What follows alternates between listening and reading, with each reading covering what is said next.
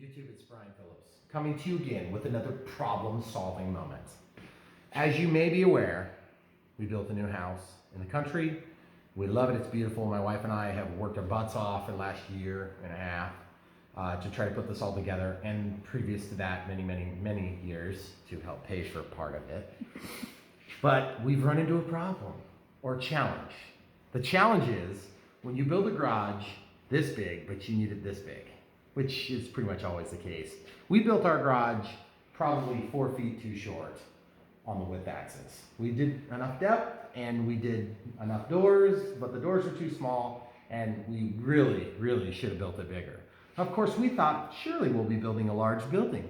Well, strangely enough, we don't have money for that right now because we had to buy the things that need to go in the building so that we can get in and out and go to work.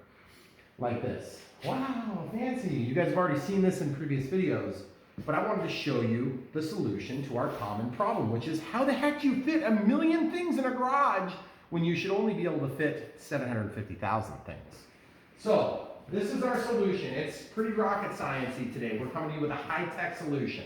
It starts with a piece of sidewalk chalk. Actually, it starts with a piece of patience.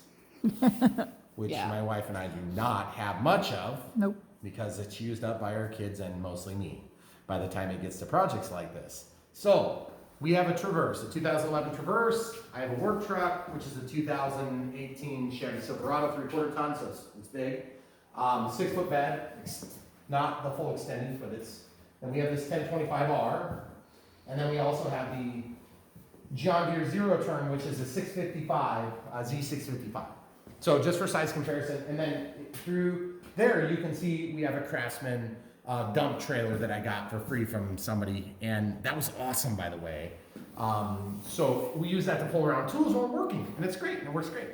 So when we got this 1025R, we had this new challenge of how are we going to fit everything in here? We don't want to store it outside because when it snows, we're going to try to use it to clear snow. Or opposite the big snows, we'll use a Zero Turn, which is another project coming really soon, so check in for that. So we said we don't want to park this in the snow and have to tarp it or buy some crappy tent, which we may also do later to take care of another project that will be coming soon. But for now, we came up with a solution that worked great, actually. And that was, we worked for an entire Sunday, my wife and I, Sunday afternoon, figuring out how to get the vehicle spaced. We moved around the shelving, and I mean, we got it spaced exactly as wide and exactly where you need to be. And as you can see, my wife has pulled the car forward. Why? Well, because we waited until the last possible moment and then waited some longer. So we have our first significant snow of the year, which is in November. Generally, we don't have snow this early. Beginning of November. So the beginning of November. We've already had 4 snows. Yeah. So we started with chalk. We marked around the tires. And now we've progressed to yellow marks. The yellow marks, well, there's where your splatters came from, Megan. I don't know where that came from. Floor. I know. So basically what we decided to do was we were going to mark semi-permanently because this chalk, as you know, if you have kids, just washes off with water, and once your truck is wet or your car is wet or whatever it is wet, it's going to wash this stuff away. Plus it's harder to see when you're driving in. And I mean, we got to be exactly on the mark or it doesn't work. So I just wanted to show you the process. It was really easy. We got everything in, we got all the doors open, we made sure we were avoiding the steps, we had to shorten the railing. That was super easy and tedious, but we did get it done. Then we went to the chalk, and then we cut out some squares. We used a high-tech solution. I figured out a pizza box solution that works really nice for masking out the markings on the floor. And then we marked a little bit smaller one for the tractor tires because they are smaller tires. And the critical, most important part was I lined up the center of the tire, so when the tire is sitting here, you'll be able to clearly see that you've hit your target. And I mean sticking your head out the window so you can see. It's super convenient. It is. So, soon enough, we'll build a huge building when I win the lotto. But until such a time as we win the lotto and build a huge building so we can pay the taxes on the building, we are going to do this, and it's going to work great. Fantastically. So, you can see we've got a mark here. This is for the 1025R. You'll notice that I'm not parked in the same position because look back here. We've got this nice little square. That's the ballast box. So I'm going to show you guys the process of marking the floor. It works really nice. It is outside about -1 or 2 degrees Fahrenheit. Maybe it's not quite that bad. It's probably like 3 or 4. But either way, it's very cold. You can see my breath in here. It's we have space heaters running. So it's maybe 50 in here, so the ambient air temperature is okay, but the floor temperature is not. I'm gonna show you how we get this paint to work. Again, not rocket science today, folks. So, delicious pizza stain really helps the masking. So I just cut the shape really easily, and I just laid over my marks, and I transposed 3 marks with a Sharpie, okay? Then you take a rag that's dry, and you wipe away everything except for your 3 marks that you can still see. Works really nice. Of course, you've got chalk, so you're thinking, Brian, that chalk is gonna stop that paint from sticking. You would be correct if you said that. So what I'm gonna do is I'm just gonna take the least amount of water that I can get away with, and I'm gonna scrub it like I actually care. And I do. Promise. Then I'm gonna rotate the rag and scrub it some more. And watching me scrub it here, you'd think I've never worked fast food, which I have, interestingly enough. Then I'm gonna take this thing, I'm gonna find my 3 marks, 1, 2, 3, they're very small, probably hard to see on camera, and I'm gonna lay it like this. You guys may be piecing this together. Wait, you skipped a step. I skipped a step. Are you gonna? Oh my goodness, the torch.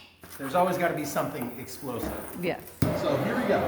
So you'll notice that the concrete is changing colors. Look at this, guys. See this? Amazing.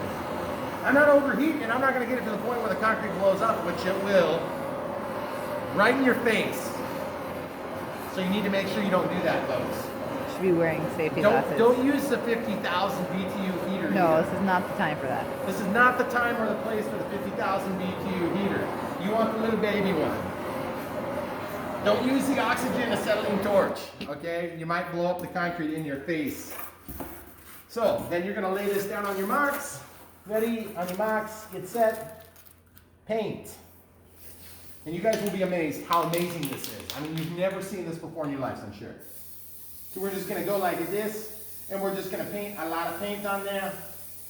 Keep in mind, this has to survive winter peril, which means, among other things, salt, sand, me driving over it, kids doing stupid things that you would never think they'd come up with, and they'll do.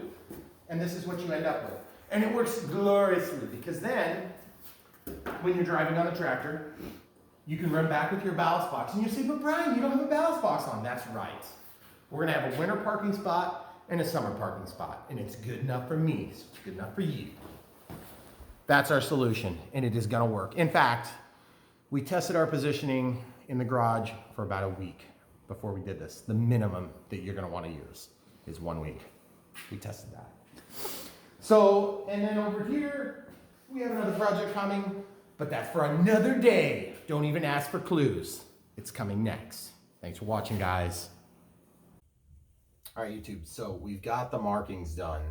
And so we just wanted to show you how things work and how tight things are so that you can see if it might be worth trying in your own garage. So come on out. Welcome to the garage. So as you can see, we have markings on the floor. My wife did a wonderful job of parking, except she missed the marks slightly. And that's okay, because then you can open the doors. And this is just how tight it is.